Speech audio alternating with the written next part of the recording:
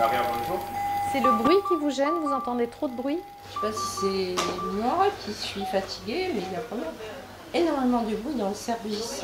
C'est dû à l'activité du service, mais effectivement, on trouve nous aussi les soignants qu'il y a beaucoup de bruit. C'est pour ça qu'on a Depuis 2-3 ans, on a des plaintes de patients, des remarques, soit de collègues, soit de mes responsables qui viennent « Ouh, mais quel bruit !» Et en fait, on s'en était jamais aperçu. On n'avait jamais réalisé qu'on vivait au milieu d'un environnement sonore très important. Donc à partir de là, avec l'aide du C2DS, on a créé des outils pour savoir qu'est-ce qui gênait les gens. On a créé cette réglette que les infirmières ont utilisée, une grille de recueil, et ensuite, tous ensemble, on a mesuré ça. On travaille sur le bruit et on a mis en place une réglette pour pouvoir évaluer un peu les nuisances sonores du service.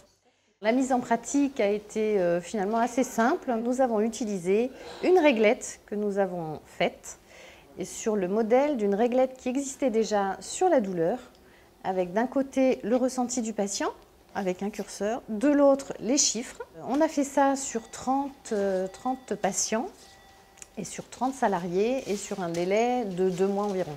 C'est là. Donc là, Je supporte beaucoup de choses. on est à 7,5.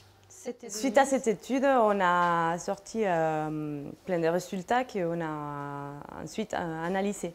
Et on a vu que le personnel dans les 3 unités, réanimation, EF et soins continus, est plus gêné que les patients.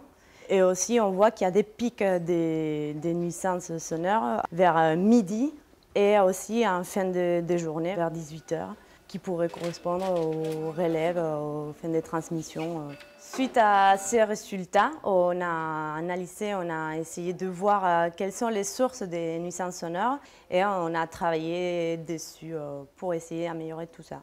Il y a 3 thèmes qui se sont dégagés. Un premier thème lié au comportement, un deuxième thème lié aux dispositifs médicaux et un troisième aux locaux et au matériel. Pour l'aménagement des locaux, il y a des travaux qui sont envisagés dans la réanimation. Pour les dispositifs médicaux, nous avons revu avec les fournisseurs la gestion des alarmes.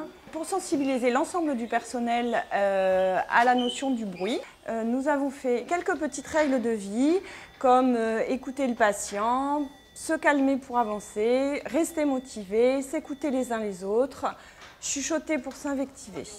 Grâce à ce projet, c'est vraiment une appropriation du travail en service, qui est porté par l'ensemble de l'équipe, qui, grâce à ça, s'approprient un petit peu le fonctionnement, s'approprient leurs us et coutumes. C'est quelque chose de transverse aux soins et c'est aussi permettre au personnel d'agir sur ses conditions de travail.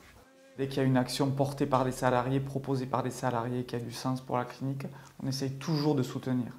Donc en plus, là, c'était parfaitement cohérent avec la politique de développement durable de l'établissement, le travail sur les pollutions, quelles qu'elles soient, et donc là, on parle de pollution sonore. Moi, je suis super fier quand les gens proposent ce type de projet, quand les gens prennent des initiatives qui s'engagent sur des thématiques qui sont pour le bien collectif. Moi, le truc que je ressens, c'est que je suis super fier d'eux. Voilà. Et là, je suis vraiment fier d'eux.